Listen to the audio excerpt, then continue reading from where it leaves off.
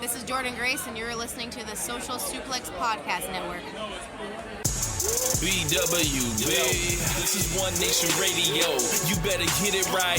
Rich Ladder, James Boyd came to give them life. The Blackest Wrestling Podcast has come to kick all ass and drop it 6 feet if they kicking trash. Word, let me welcome y'all to something different. And if you dig it, man, you should let some friends listen. We be getting it in, this on the regular dude. Ravish and flow, but this shit rude. See, James don't rap, so I had to break it down. The whole network, man, we coming for the crown. Raps in the columns, I keep them both covered. Making the beats too, so the listeners can bump it. Hit us with the rating, yeah, I'm saying it's a 5. Before you hit it, talk, bob your head side to side. It's One Nation Radio, and this is the beginning. It's Rich, and I'm here with James. It's time to listen to One Nation. You got to unleash the power of the pyramid. This is Mike Sempervive from WrestlingObserver.com. Check me out on Wrestling Observer Live every day. And also check out your boys, Rich and James, on One Nation Radio. This is Kenny Omega. We're listening to One Nation Radio. Check it out, guys. These guys know what's up. Big Kenny Omega fans, and that's all that counts to me. Goodbye and good night. Bang. Microphone check, 1 2 1 2. Microphone check, 1 2 1 2. It is I. He is I am him. It's Rich Latta here from One Nation Radio. Riding solo this week, like Jason Derulo said a long time ago. Sometimes I was thinking about doing the show today, and James is off this week. So I'm going to do this thing here myself here with you guys. And sometimes I look at the show and I look at what's currently going on, and I'm like, damn. Some days I want to rely on the chemistry. I want to turn the mic on with my best friend, talk about our weeks, and hope the magic happens. So without him being here, I'm going to attempt to do such a thing. But I got a couple topics in mind that I wanted to discuss this week. We've got some stuff going on in AEW. We got some stuff going on in the hip hop world. We've got Hiroshi Tanahashi. Of course, there's a couple different topics I want to hit. The NWA with the championship controversy with AEW. Got the Holland situation. There's a couple little things. I'm going to try to get to as many of those as I can if I can remember it all. But first, we're gonna warm up. Make sure you are hitting the like button if you're catching this live on YouTube. Taking all your super chats, reading those off with the questions as well. We are rolling into FOH season soon, so next month we will be doing the FOH draft. It will be epic. It will be legendary. Who knows what will be told to get the FOH. Make sure you check out all the other shows on the network. I wanted to get all that stuff out the way now. Make sure you check out Keepin It Strong Style this week. They had Karen Peterson on this week, and they were talking about a lot of different stuff with New Japan, and they had a great conversation about Hiroshi Tanahashi. I'm going to actually talk about Tanahashi as well a little bit later.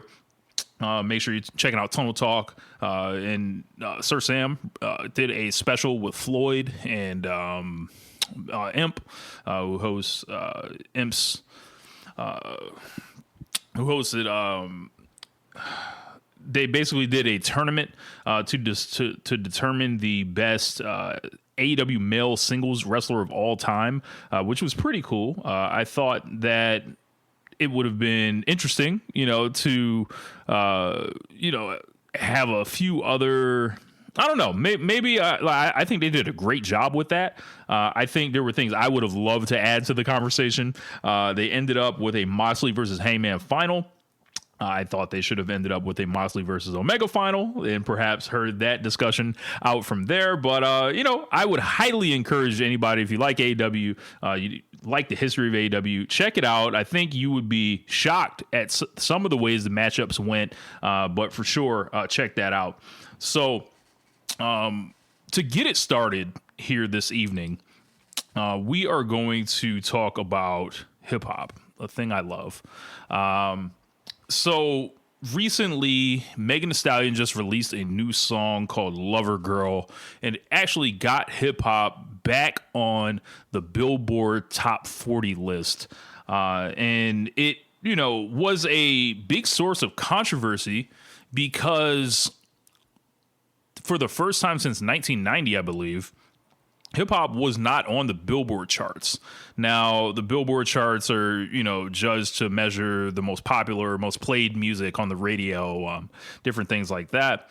And for a long time, it seems like hip hop has been having a stranglehold on things.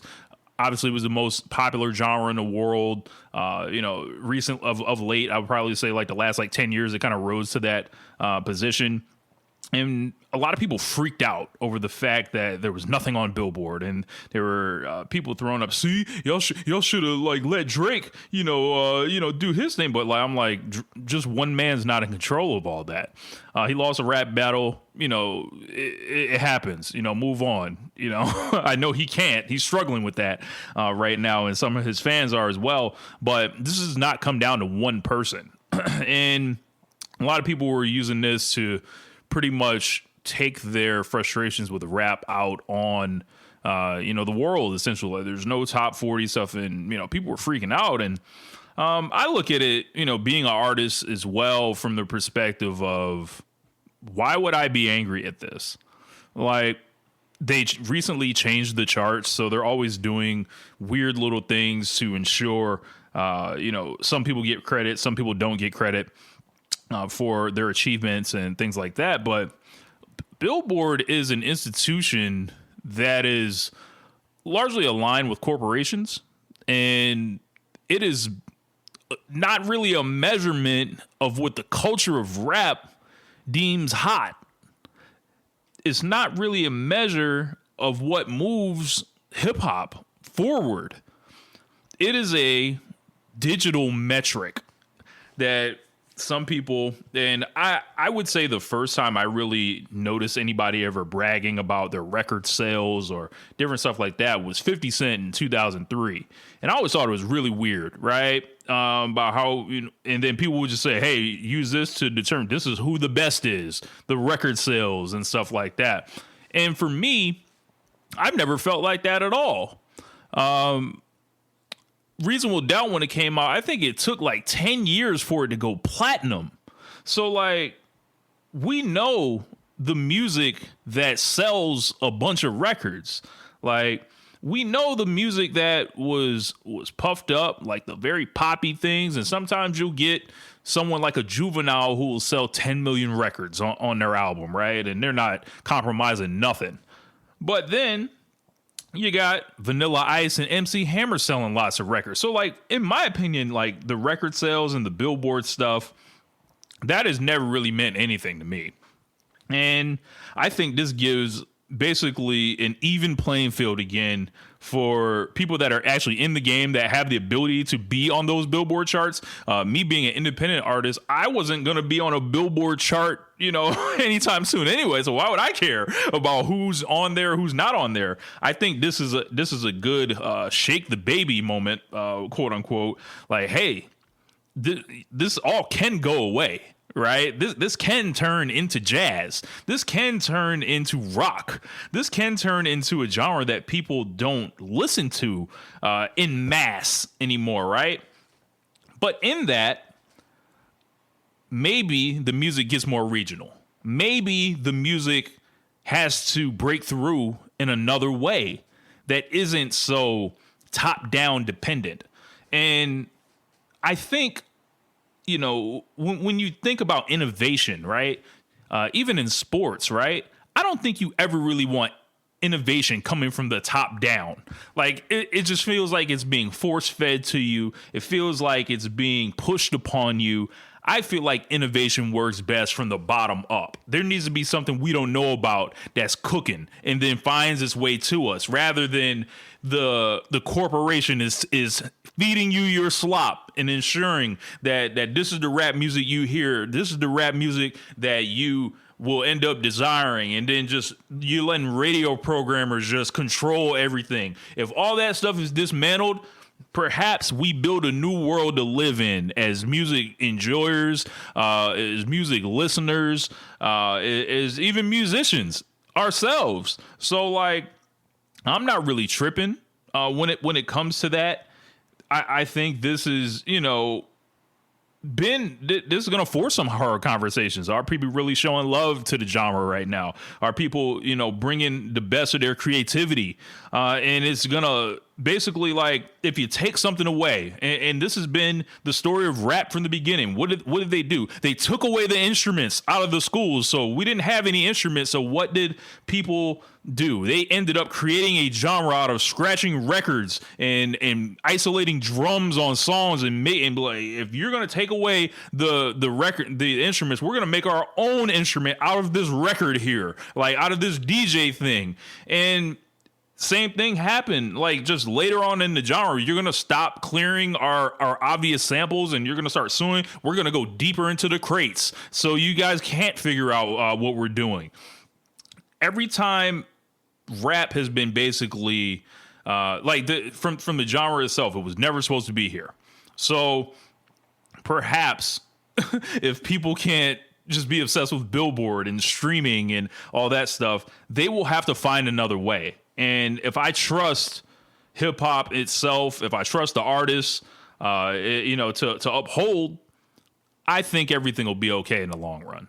So let's move forward with that off of, the conversation about hip hop into one of hip hop's greatest groups going into the Rock and Roll Hall of Fame. So in a couple days, OutKast will be going into the Rock and Roll Hall of Fame, and OutKast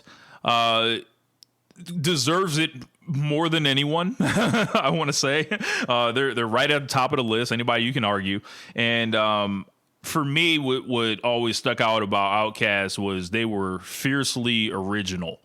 They didn't care where they came from, what they looked like. They weren't compromising. They were being themselves, whether it seemed weird to you at all when Andre 3000 started wearing turbans and everything else with the wear that he started wearing, further, or even what the music sounded like, stuff I didn't necessarily like Hey Ya, but that's a song that like resonates with people. And not all of it was hip hop.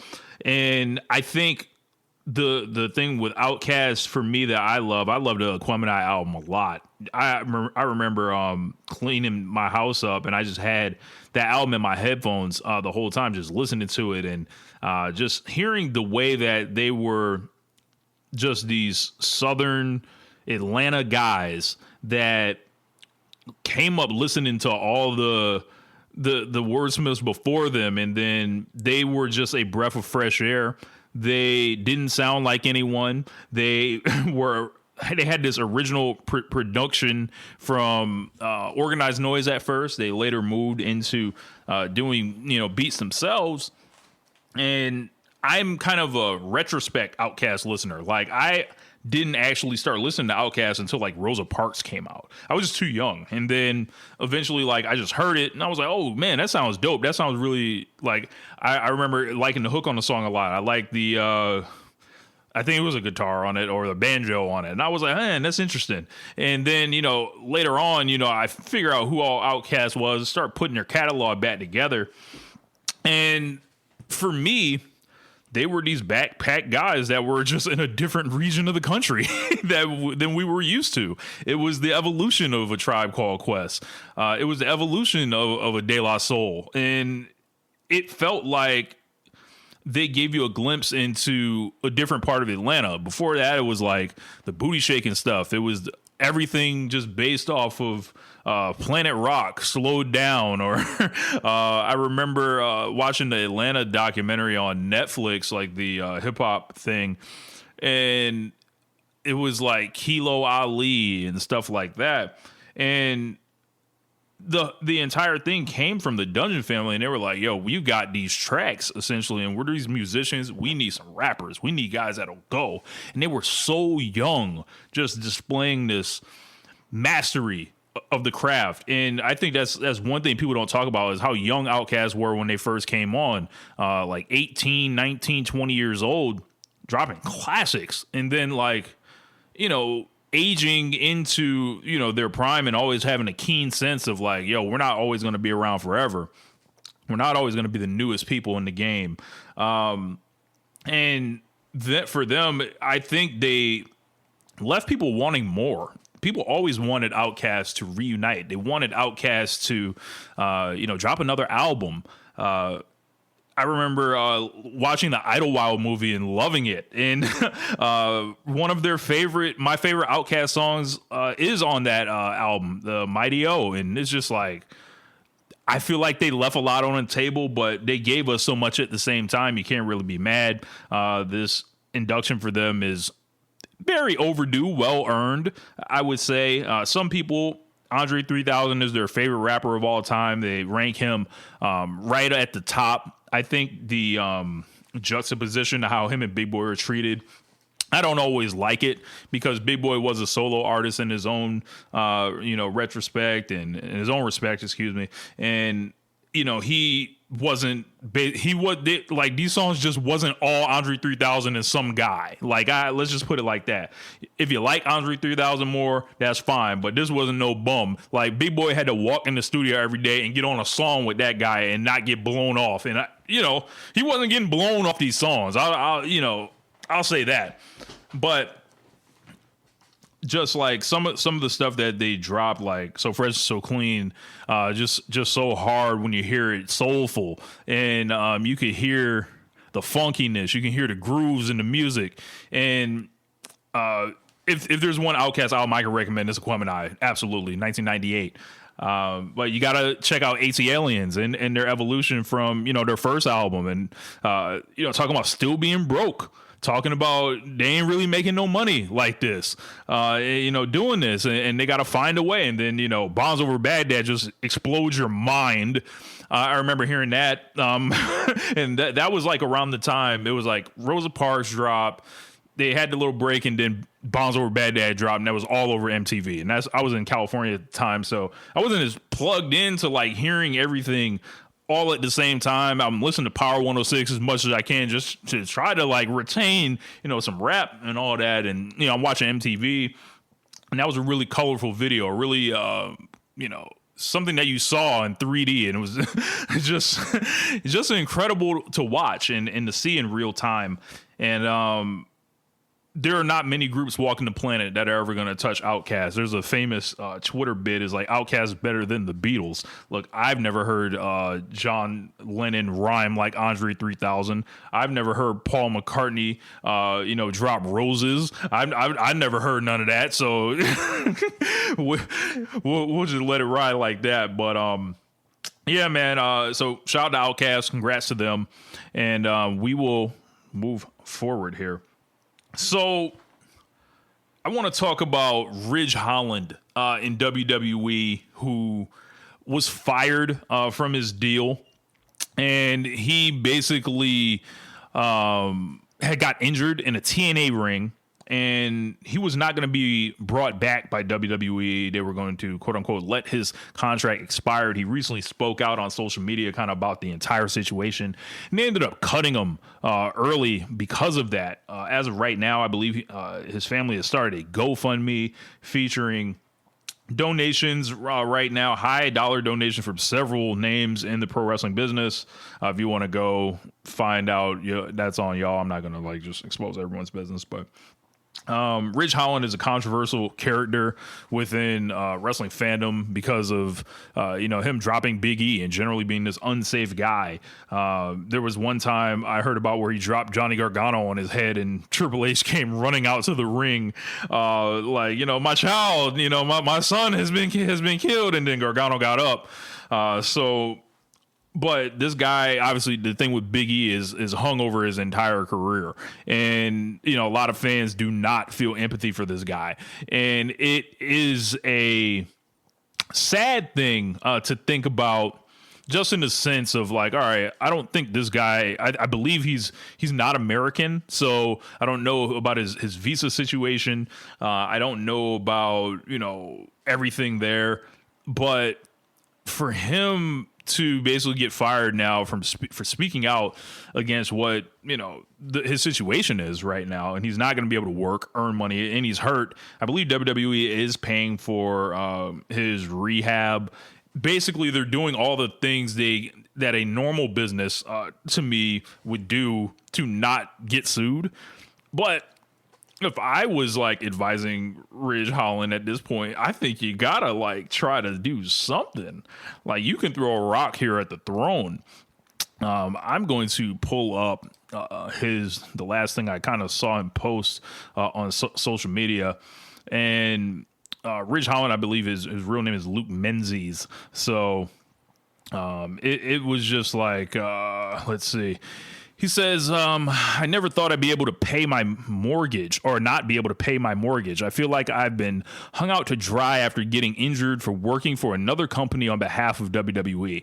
Add to that my contract not being renewed, knowing that I wouldn't be able to wrestle for 7 months. This is brutal. Yes, they are taking care of the surgery and physical therapy, but let's be honest, that's the bare minimum after what we sacrificed for the company. Plus the possibility of having to get my neck fused too. Talk about getting totally fucked. Graphic language from this guy. And he's putting out his booking information right now. He is, in a situation to where it's like they sent you back to NXT for a lesser dollar amount beforehand. Like, he was on a main roster deal, and they renegotiated his pay, sent him to NXT. So they were kind of already giving him the nudge a year in advance. And then WWE feels like you don't work enough dates anyway. So they're like, yeah, we'll send you to TNA. He didn't get paid to work those TNA shows. It was just like, and this is one part of WWE trying to monopolize pro wrestling. It's taking away power from pro wrestlers. It's taking away options and choices, and really putting all the power, even more of an imbalance, into the promoter's hands. And, if how I want to look at it is like, we could get the story from WWE if we want, right? But why don't we get the story from the wrestlers? And here on this show, I've said things like, we are pro fan and we are pro wrestler. Like, we want, at least on this show, to advocate, the best for fans enjoying this stuff, and for the wrestlers. Like, the companies is like, they're going to go through different situations. The company's going to be here while wrestlers come and go. I get it. But like, the wrestlers kind of need to get more credit for the things they do. I was no fan of Luke Menzies. I was no fan of Ridge Holland. The guy was an unsafe wrestler, but this guy was putting his body on the line right there, ended up with an injury, and then like WWE is just able to just snip him and tout these record profits, and they don't have to think about this guy or anything that, he contributed or whatever. And when you work for places like NXT, right? That's not a, I work 5 days a week and I got 2 days off. It's not like that. Like, you have to, you're kind of on the clock basically 7 days around. That's got to be tough on your family life, especially like with the amount of money you're making when you're in NXT. It's not great.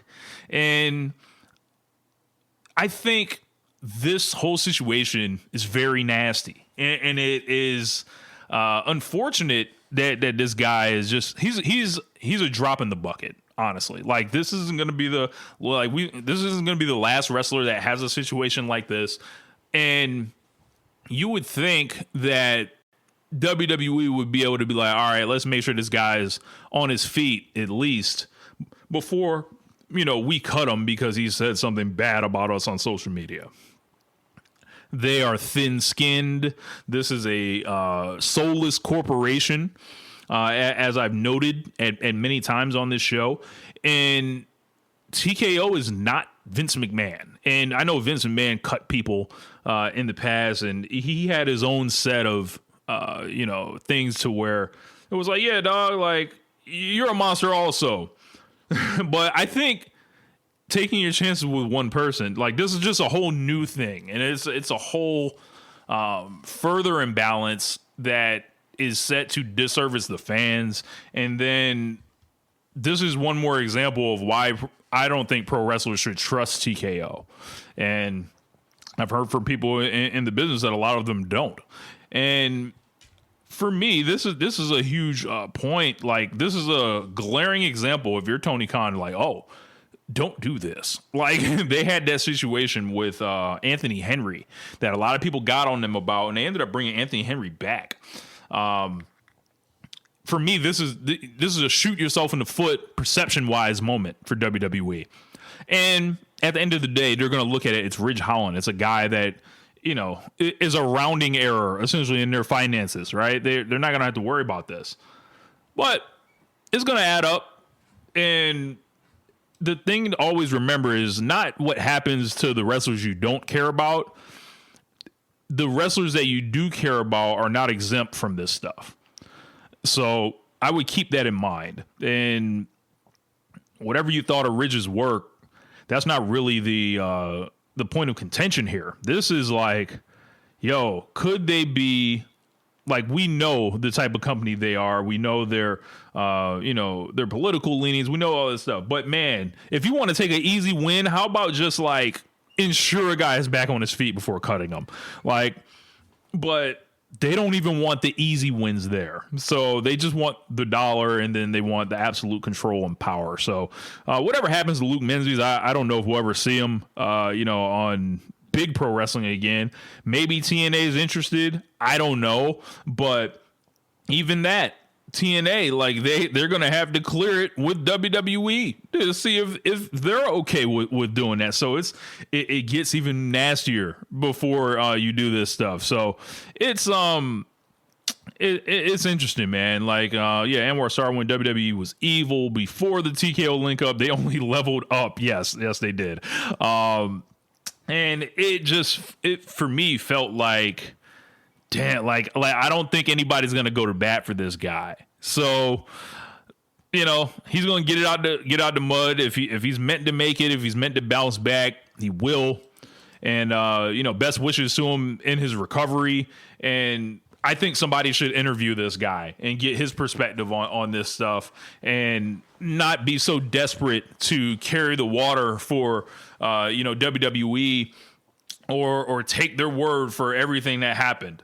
So, I think somebody should reach out to this guy. So it's not gonna be me. Like, I'm not gonna.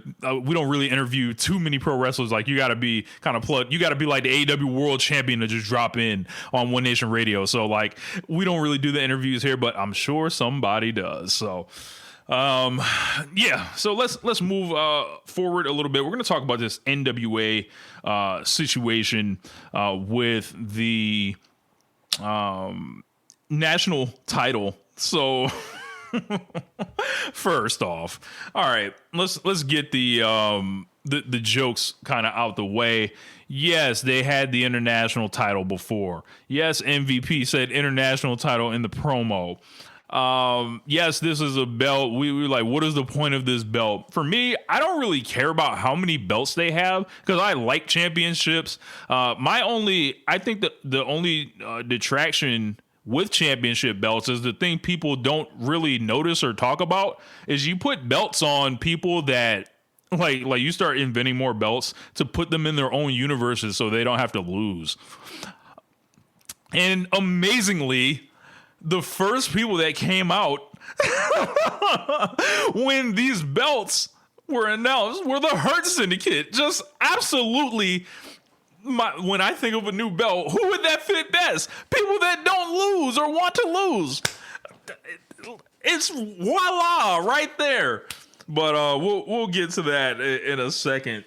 This thing sparked a whole entire controversy because AEW obviously had the international title, unified it with the unified, and then it's been on Okada, and then they pulled this belt out. When I first heard the idea of it, I was like, oh, it's their version of the SWA championship from Stardom. This might be the one that they actually let people win. So this belt,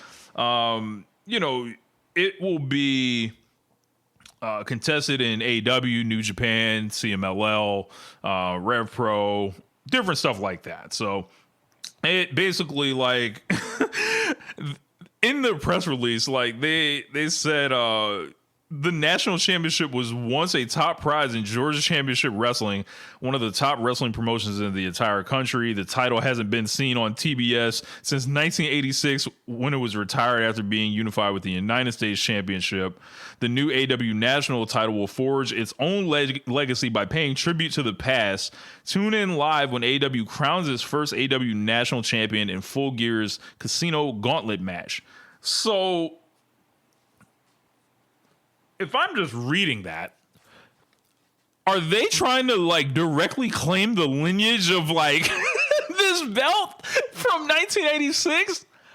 I don't know why they want to do that, but whatever. I guess that's the thing. The only thing is, like, there is a national champion. Like, this belt is apparently still, like, in existence. The NWA actually has this belt. I believe Mikey from the Spirit Squad, he's like rebranded, he's like Mike Mondo or something, is still the champion right now. So Brian Idol, who works in the office for the NWA and is a guy that I am very familiar with his work from the Tampa Bay wrestling scene all throughout, the last decade or so, I'd say. Awful professional wrestler, just wretched. Like, trains people, runs them out of the business. There's definitely there's some speaking out stuff on him as well, which I won't get into. But this guy was a general nothing of professional wrestling skill wise. But I heard some of the stuff that he was saying. And if you remove the AEW shots and stuff, like he's talking about Orange Cassidy, hands in the pockets, all that stuff, I don't care about any of that because he's just, doing sour grapes and stuff. But when you actually look at what his, like, actual, like, complaint is, like, about that belt kind of being already in use, he's not wrong. Like, that's the only thing. And it's like, he brought up Austin Idol and talked about, he was the creator of it all. He's still in the NWA today.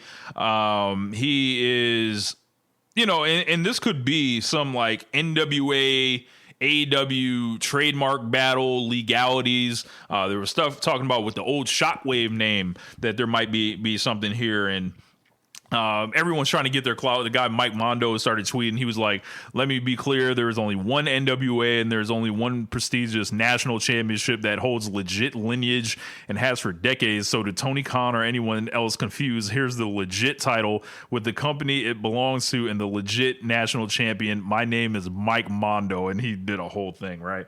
I want to see what the belt looks like. I want to see, like, because if Tony Khan basically commissions this belt that looks like the NWA National Championship belt and basically calls the AEW National Championship, there's gonna be problems. Like, so whatever the belt design is, if it looks nothing like the old one, and you just kind of carry the spirit, and be like, oh, we're paying tribute. You can get around that, I feel like.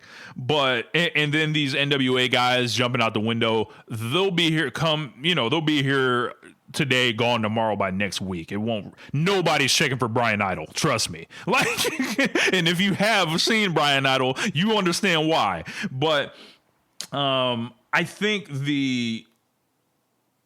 just from the sense of, like, all right, this is like you're claiming false stripes. I think that's absolutely correct. So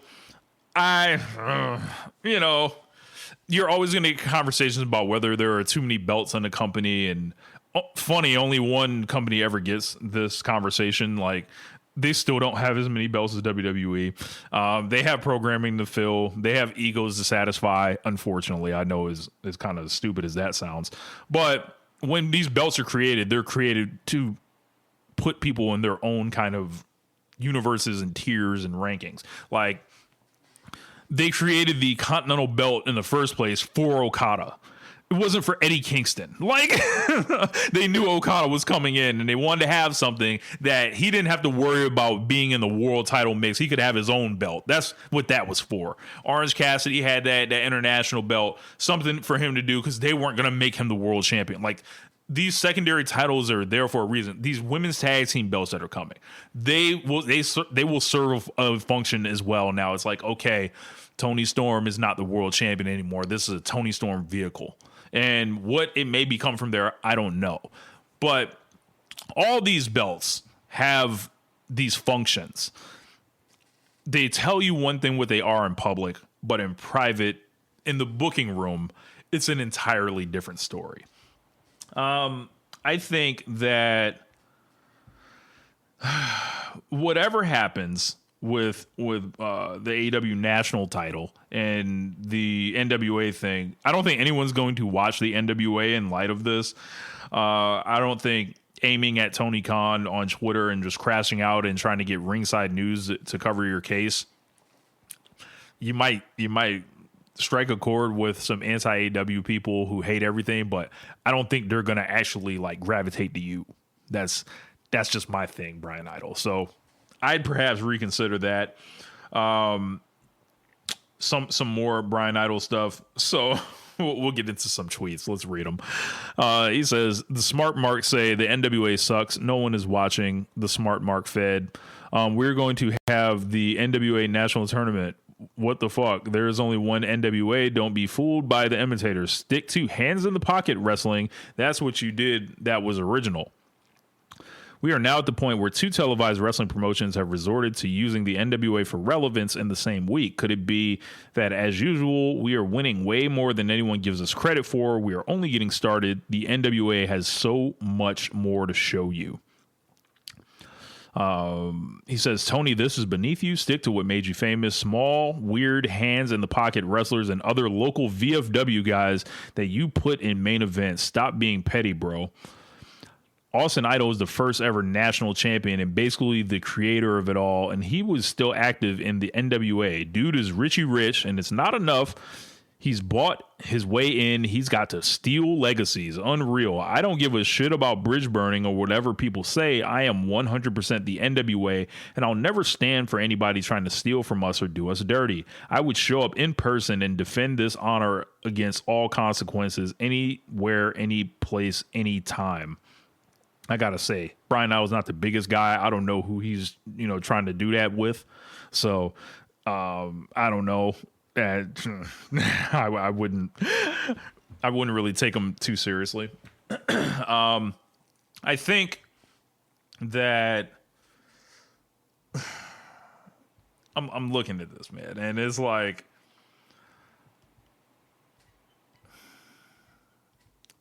he's talking about local VFW guys. Do we want to go through an NWA card right now? Do they really want us to like start peeling like the layers back on what that roster looks like?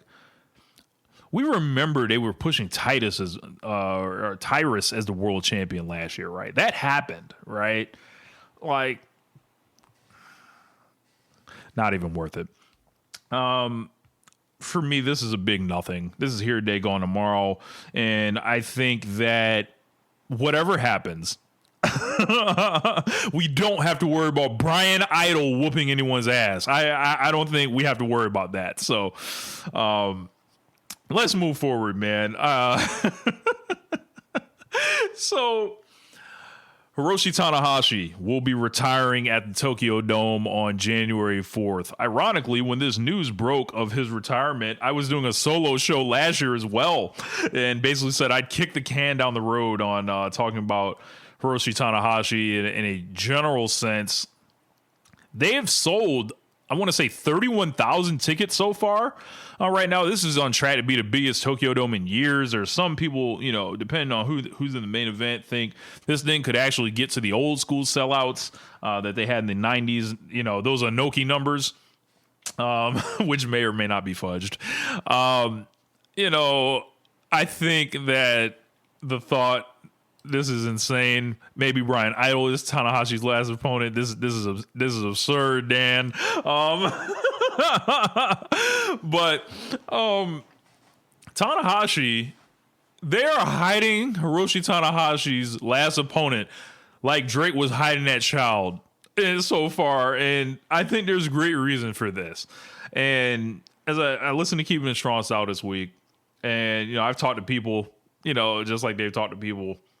And I felt like this whole thing is just coming down at this point to politics. And I think there's an idea that some of the fans want. I think the fans want to see Shinsuke Nakamura. I said that I would talk about my feelings on Nakamura at a later time. It is now the later time. I don't care to see Nakamura in it. I think that match would suck. And people were like, it's not about the match quality. It kind of is a little bit. I'd like to see a good match. I'd like to see somebody there, have something good with Tanahashi, who's basically went crazy this year to varying qualities. Some of the stuff has been good. Some of the stuff has been, brother, it's time to lay it down. But, for his last one, I think there are too many thorns that come with the idea of Nakamura. There are too many strings attached to working with the WWE. And I would think about it like, if you're putting someone from WWE in there in the main event, right? And you just think of the political stuff on that. One, what's coming with that? Two, what is your relationship with AEW like right now? Who has the IWGP champion right now, being Konosuke Takeshita? They booked Tsuji and Takeshita now for the Dome double title match. We'll get there in a second. And in theory, you would have them like underneath Tanahashi. And I don't know, if it was me and I was Tony, I'd be understandably upset at the idea of them trying to work with WWE while WWE does all this anti-competitive stuff to them, the intense counter programming, and generally tries to ensure they're not in business, one way or another. So I think the idea of Nakamura, when it was described as a pipe dream by SRS, I think that's very accurate. I think a lot of people were just thinking about, the last time Hiroshi Tanahashi and Nakamura wrestled the 2015 G1 finals, thinking about their history with each other back since 2005 in the Tokyo Dome. And would it be nice in a perfect world? Yes. But how many times must it be demonstrated we are not in a perfect world? I don't know. So the ideas of Okada's opponents or Tanahashi's opponents for me would really come down to three people in that case. It would be like, it can't be anybody that's in New Japan right now. He's wrestled everybody. Like what would he do that for? So actually, I'll give you a fourth one just to be funny. So number one, Kenny Omega. That would satisfy having a big star, Western interest, draw, great match. Anything you want to add on there, he can do it. That's just one idea. The other one, to be funny, Keiji Muto on back, baby. There's a big show happening. Can slap his name on a big number, even though he didn't have anything to do with it. He can say he took it over the top. He already retired. He doesn't care. He already wrestled since the retirement. He did that 2-for-1.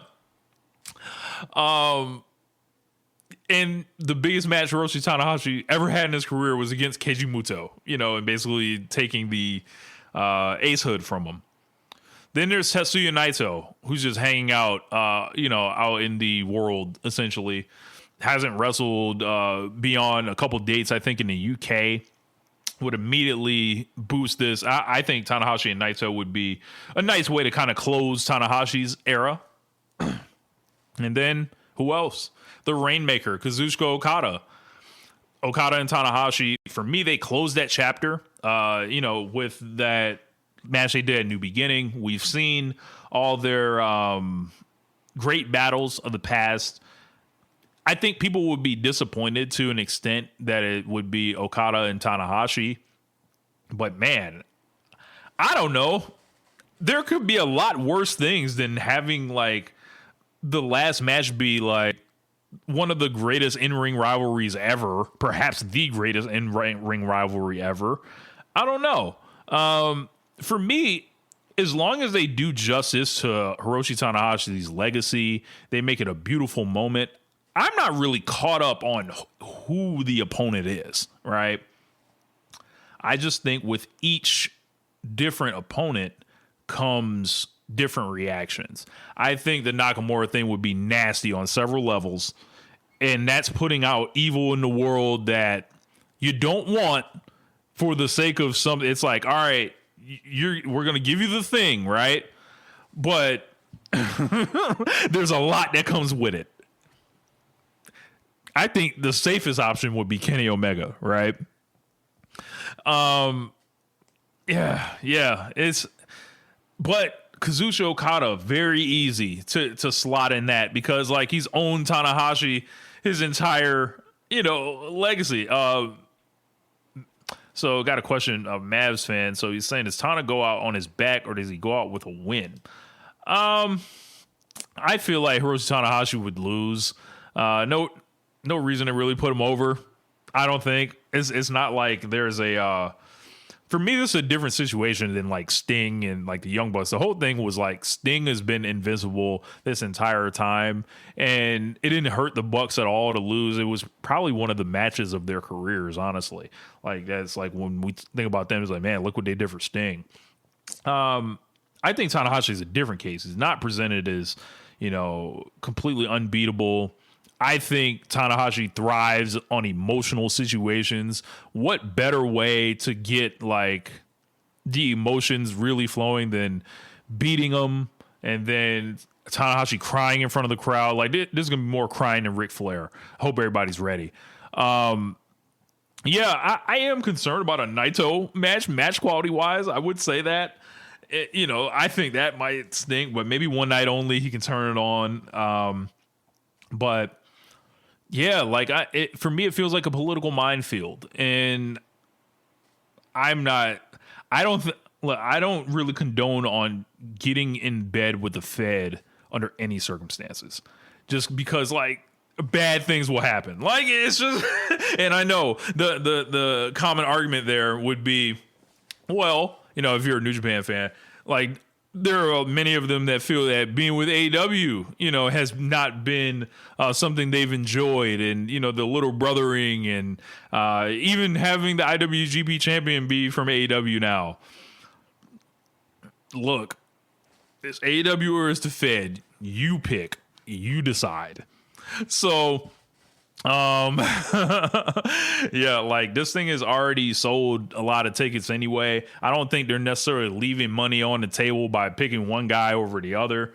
I think that people would they would like Nakamura to do this a lot. Like I think internally, I think amongst the fans, but I think they're basically running out of like clock time now. This match is going to be announced soon, and it's like I don't know, man. Like, yeah, not worth the nonsense. We know selling those rock-headed fans. Yeah, I don't know, man. I think they got to everyone's got to make peace with whatever is happening, because I don't know. I don't think you're necessarily there for the opponent. We're supposed to be here for Tanahashi anyway. So that's what I care about. Hiroshi Tanahashi is one of the greatest wrestlers of all time. Any GOAT conversation has to include him in it. He's done so much for New Japan as a wrestler. He's now an executive there. Josh is doing a really great series looking back at his, entire career year by year on the KISS Patreon. If you haven't subscribed to it, make sure you check it out. It's like just it's a deep dive. They did a sit down, I believe, with Tanahashi and Kenny Omega recently. I got to check that out. And just thinking about, I probably wouldn't be a New Japan Pro Wrestling fan if it wasn't for Hiroshi Tanahashi. I knew about New Japan Pro Wrestling in the 90s and stuff when they worked with WCW. I knew about the cruiserweights and all that stuff, the junior heavyweights. But the guy that basically resuscitated all this was Hiroshi Tanahashi and his style of wrestling.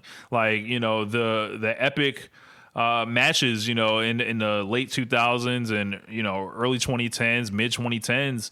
He's just a consummate worker, man. And like thinking about what he could bring out of his opponents, what he can bring out of fans, what he can bring out of himself, pushing through injury, working the injuries, working you into thinking he was more hurt than he was, still being incredible into, you know, an older age.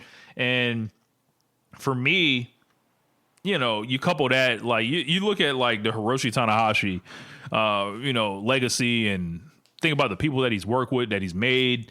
This guy was a genius, man. And he felt like when I watch Tanahashi lock in, it's just like, it's like a safe place. It's home, like in a lot of sense, you know, even as he's gotten older and, you know, the pants of having trouble fitting on him time to time, you know, the belly is hanging over a little bit and the hair's still perfect though.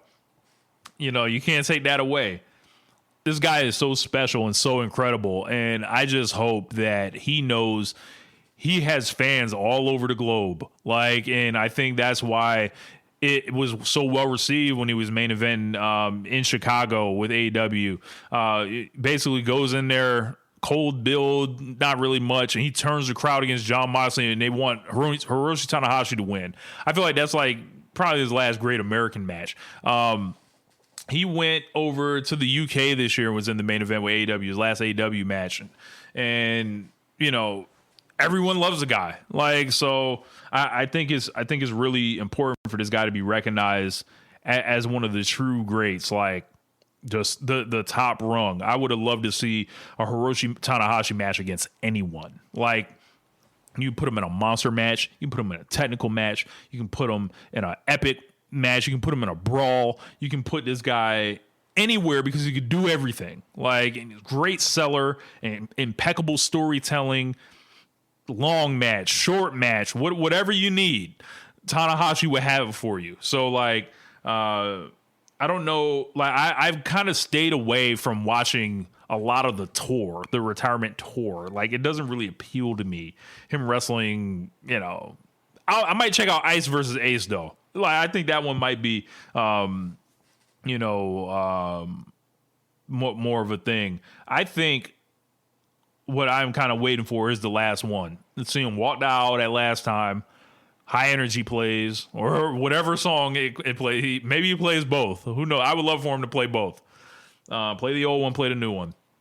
And see whatever he's coming out in, because we know the gear is going to be incredible. He's going to work real hard. He's going to get his abs in shape one last time. He's going to cut out the middle, essentially, so you can see it. He's going to walk to the ring with those parenthesis-shaped knees, right? Those knees that we know are gone. You know, they're there for, those knee pads are on for decoration at this point. They're not saving nothing. There's nothing to be saved. He gave it all already. We're going to see perfect hair.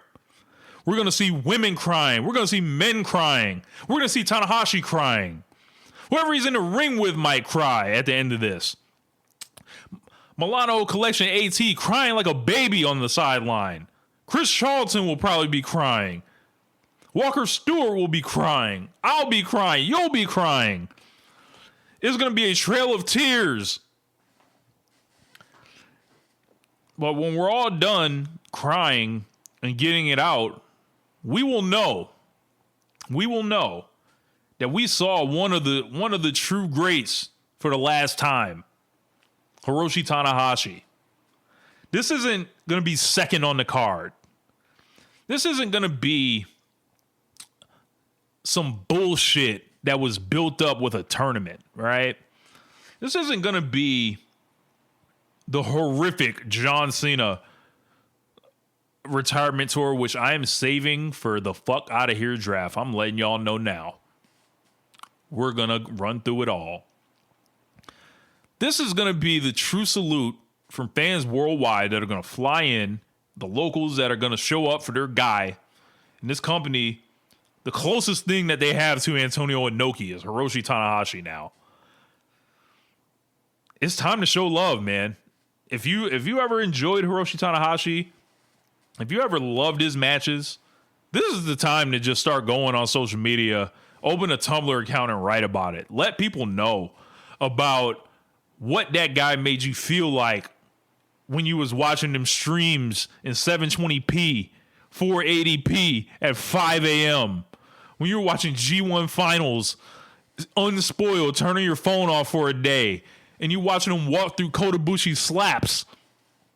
When you watch him against Kenny Omega in the Tokyo Dome, when you watch him against Tetsuya Naito, when you watch him against Kazuchika Okada, Minoru Suzuki, AJ Styles,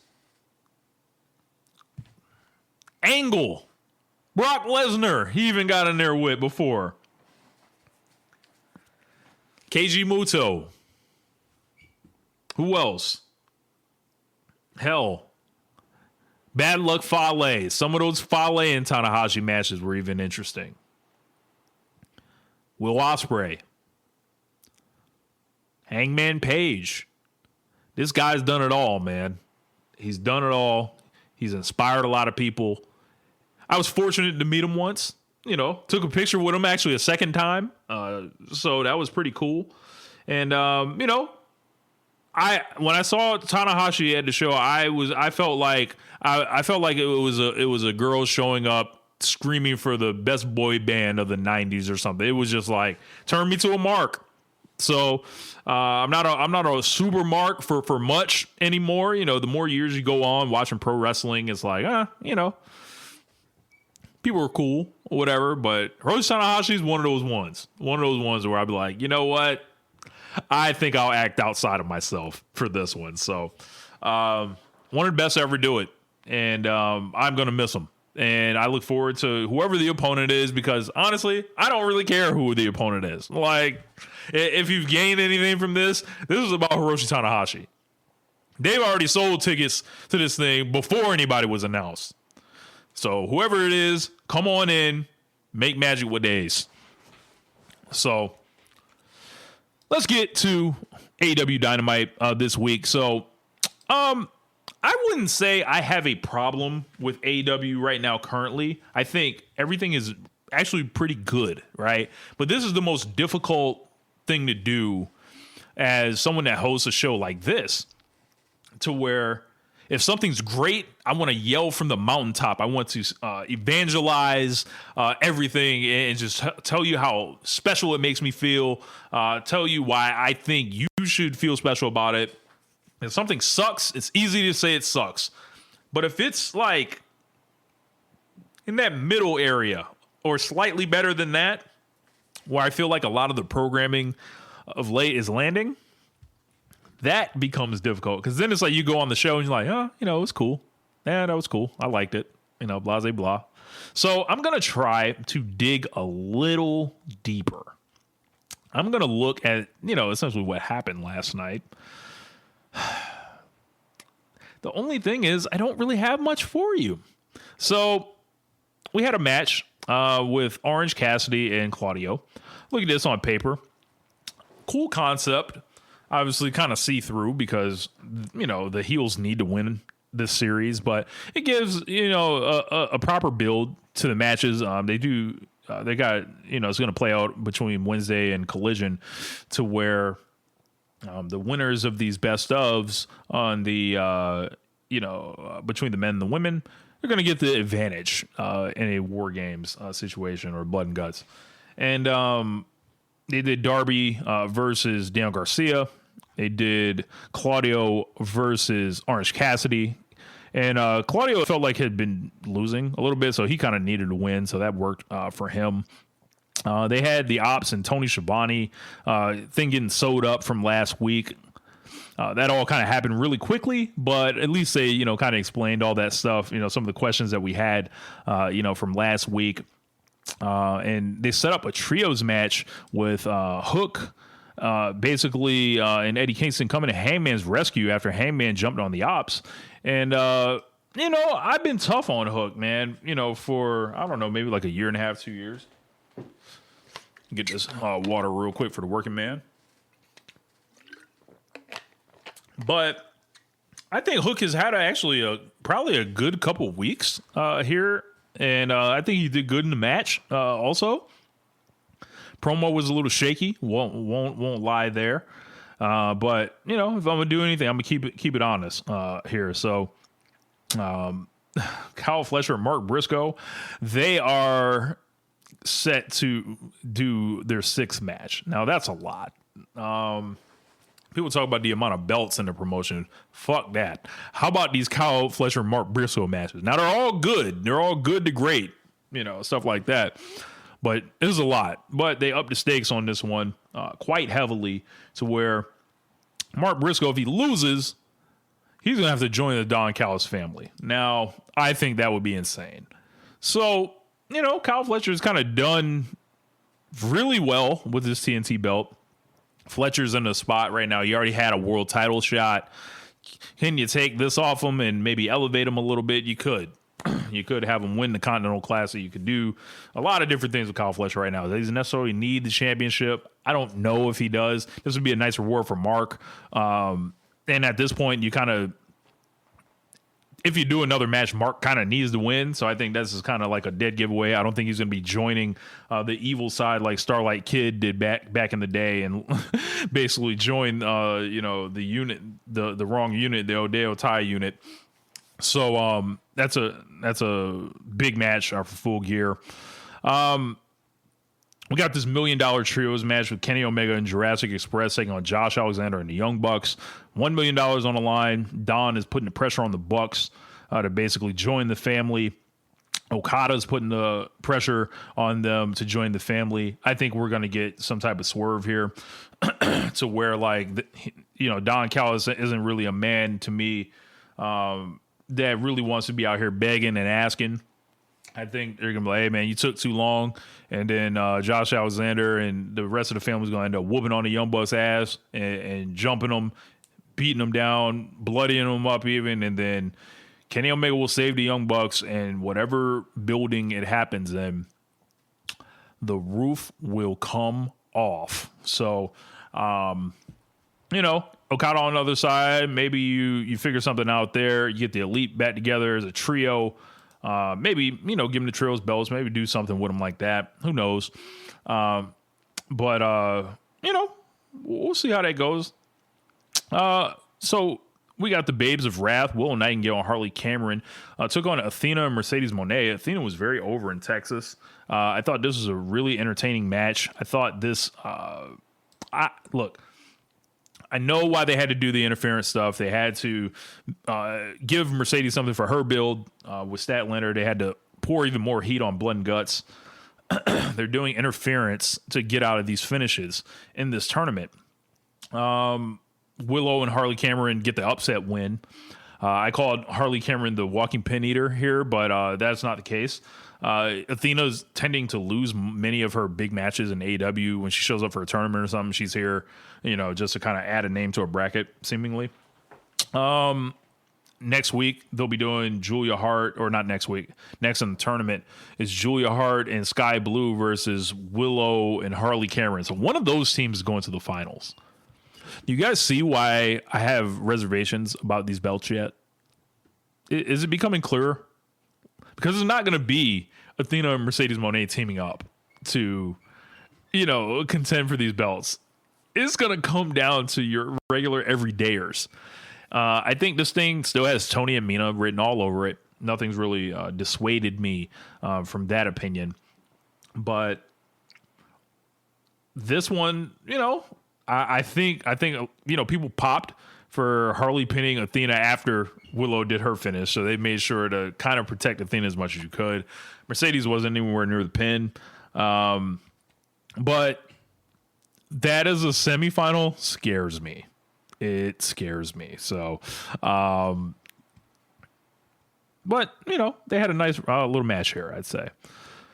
The AEW National Champion, as I mentioned, they opened this segment with the fucking Hurt Syndicate. And when I think about people not losing, and that's just made for the Hurt Syndicate if you throw another belt on them. But I swear, if I see Bobby Lashley with his AEW national title, right, and it's like, all right, when's he going to CMLL? Like, when's he going international somewhere? Oh, never? Oh, okay. Like, I will be absolutely furious. for me, I think you end up maybe you had Ricochet involved in the segment as well. Cut a really good promo. He's getting heat. If they feel like this is a belt to give Ricochet as a kind of like a thank you after working with the Hurt Syndicate all summer, all right, I get it. But you got to do the same things with Ricochet. You got to send him around. You got to let him do all this stuff. I feel like he should be going for the world title. So that's what I get into when I say they're creating these belts and then somebody has to hold them. And it's like, well, if you hold the belt, typically it's going to take you out of whatever, unless they do a thing where like, all right, Kyle Fletcher, you're going to challenge, Hangman Page for the belt, which was not the original plan, by the way. I think that the concept, it works, on paper, but so many times these belts don't end up being what they are billed as across like multiple companies. Like, you can have your advantages or whatever, but I don't know.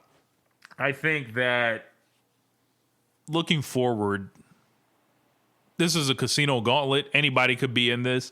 If it's me, I'm looking at a Mascara Dorada, something like that. Let's make a champion far from like anything else you got going on. You got like Okada, who's just this mountain that is never seemingly dropping that unified belt. Hangman's in the middle of an ace run. I don't think the belt's coming off him anytime soon. So it's like you're blocked both ways. Do you see why they're bringing these belts back now? Do you see what's going on here? You got these two roadblocks, and you can't do anything with anybody else, seemingly. So you got to bring some jingling keys out here with this new belt. That's what this is. That's what's really going on here. So this could go a lot of different ways. I hope they do something creative and interesting with it rather than putting it on an old person. So Darby Allin beat Daniel Garcia, put him in the Scorpion Deathlock. I thought this was okay. Garcia's a geek now, though. Like I said he'd be, but, he's a geek now, so whatever. I thought the FTR and Bandito angle was pretty good. They brought Bandito's grandma after showing the video last week, set it up nice. I'm into the FTR and Brodito thing. And you know what? I had a long-term vision. I think I would not be so upset with FTR winning the titles if they don't drop them to Edge and Christian. If they end up fighting those guys and beating them, and it's like, you know what? They're out the way now. Give them a year-long run. You see the way them and the Young Bucks are performing. I think you do FTR versus the Young Bucks one last time at Wembley Stadium for the belts next year. You give FTR a year-long run. They've been doing good work. Let them go crazy. You got Bucks hanging out with Kenny again. You can keep them in trios a little bit until it's actually time to move them into tags. FTR can do the same loop of teams and even, super teams, people that you mash up, try to get the belts off them, beat them all.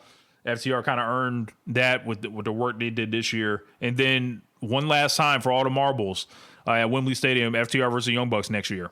And the Young Bucks go in as baby faces and try to win it.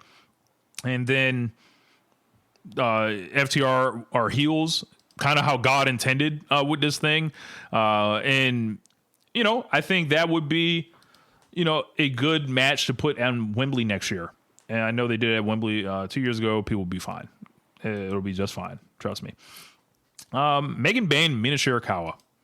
Live show charisma comes to life. It's like Megan ended up getting the win. And big brawl after the match. Marina Shafir's in there. Jamie Hayter runs out. No Queen Emanata and Blood and Guts. Kind of disappointed. I think I was like looking at the team and I was like, I thought this might have been a good chance for her to kind of break out and, really just assert herself with like being able to be violent and brutal, which is something she's good at. Then we had the Ops against Hangman, Hook, and Eddie Kingston in the main event. And for me, I thought this had good energy in this match. I think it was really funny watching Katsuyori Shibata be a heel, and he just kicked Eddie Kingston in the nuts. Hook ended up tapping out to a Powerhouse Hobbs torture rack, and we set up a Page and Hobbs match next week in a Falls Count Anywhere match. I've liked the build that they've done with it. Not the most sensational thing in the world, but very pro wrestling, very weekly episodic kind of thing. Really just basic pro wrestling angles. I think Hobbs and Hangman's an interesting match from the perspective of I'd like to see Hobbs jump up to that level where it's like, okay, can you, like, I think they're giving him an opportunity here. And we'll see what it looks like. But, you know, he usually does well with these. Like, he had a match with Moxley on TV for the belt where I don't think he was the problem at all in that match. It was square in the middle of Death Riders, like the worst part of Death Riders. So, like, he was actually kind of like a unique, element thrown into it. And I think him and Paige are going to have this basically agreement before they get in the ring. Like, hey, man, lay it in, brother. Like, so they're going to do their thing, I think. And I think we're going to be in store for probably a hell of a match, I would say. It's Falls Count Anywhere. We know Hangman likes to go crazy. They've been slamming each other through tables and brawling it out. So I've really enjoyed, watching what, they've done so far. So it's like, man, I thinking about Blood and Guts next week. We're going to be looking at, on the women's side, let me get my whole thing here. Want to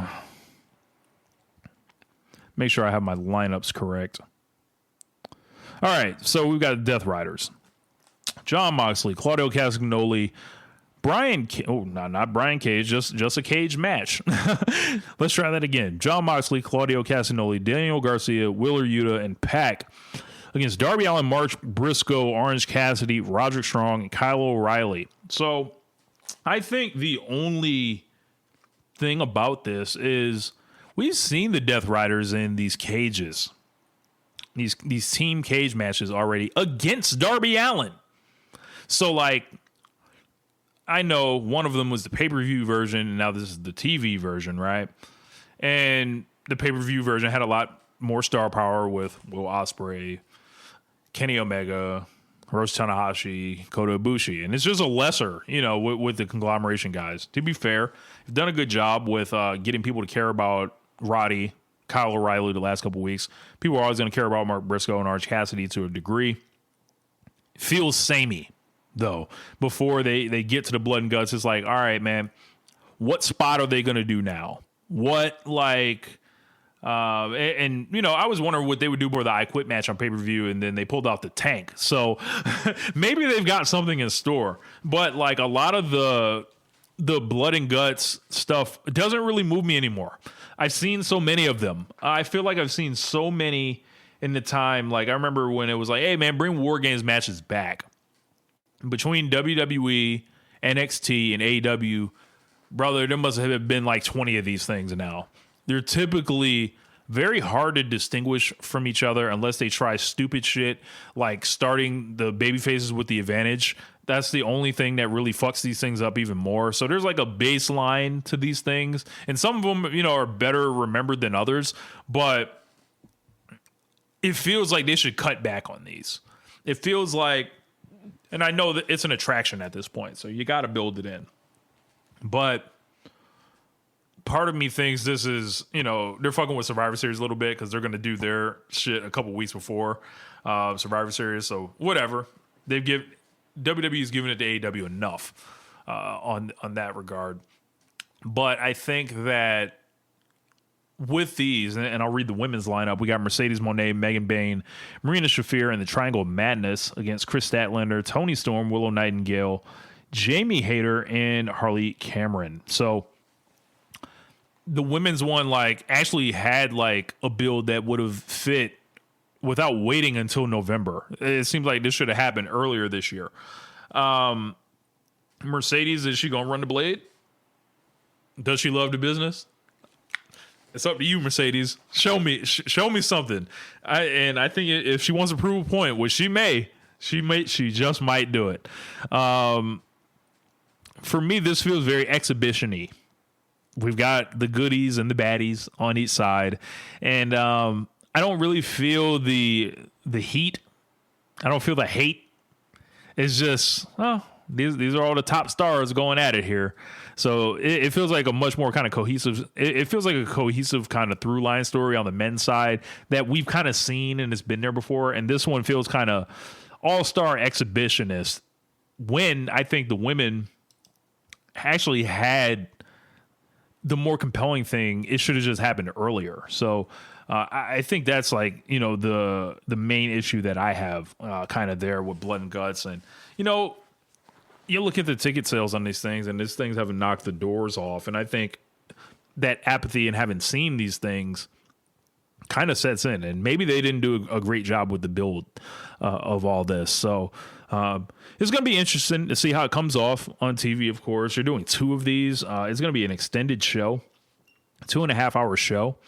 And 2 of them back-to-back on a TV show is going to be interesting to sit through. I would imagine the women's one is going to open. They're going to do the guys later.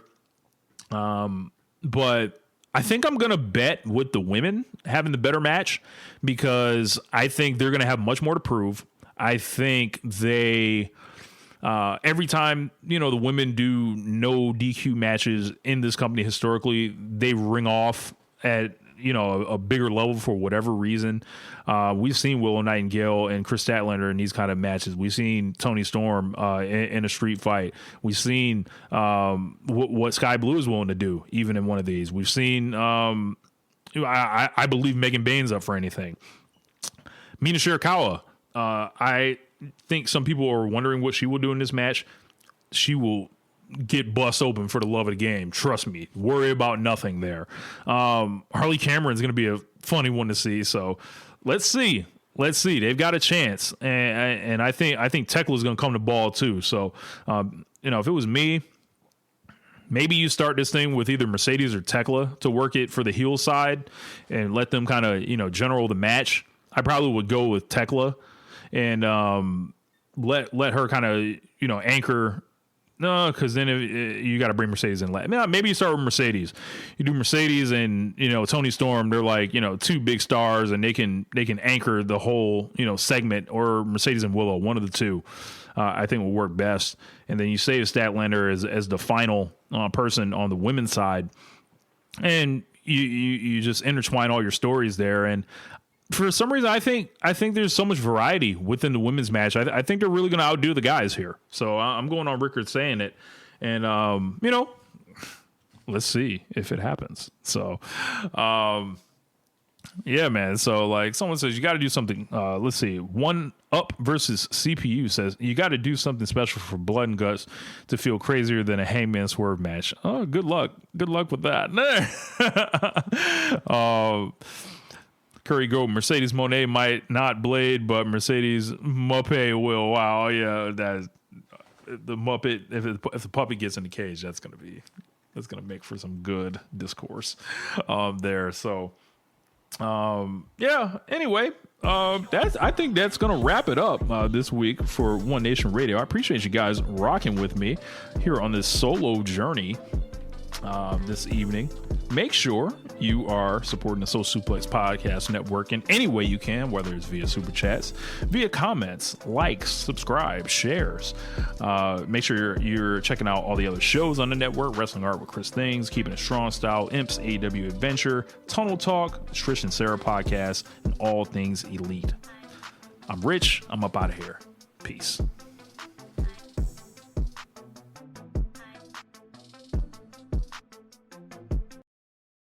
If you're a podcast host, listen up, this one's for you. My name is Allie Jackson. I'm the host of Finding Mr. Height, a dating and relationship podcast that I've been doing for 4 years now, sharing my positive and practical approach to dating that's built on my own life experience. And I wanted to share another experience that I've had, my secret behind monetizing my show. It's called Red Circle, and I was just telling my colleague about how much I love their platform. With Red Circle, not only am I getting a seamless hosting experience, but I also love the support I receive in ad sales. It's not just typical ad sales either. It's targeted targeted opportunities based on my show and my life. And the platform is super simple. You just set your preferences and Red Circle matches you with sponsors that align with your show. You can vet every opportunity and their platform gives you great analytics. More recently too, my Red Circle team has brought me opportunities outside of my podcast on social media to really augment the podcast partnerships, bring them full circle. I just can't recommend them enough. If you want to give it a try, go to redcircle.com to get your free trial. That's redcircle.com for a free trial.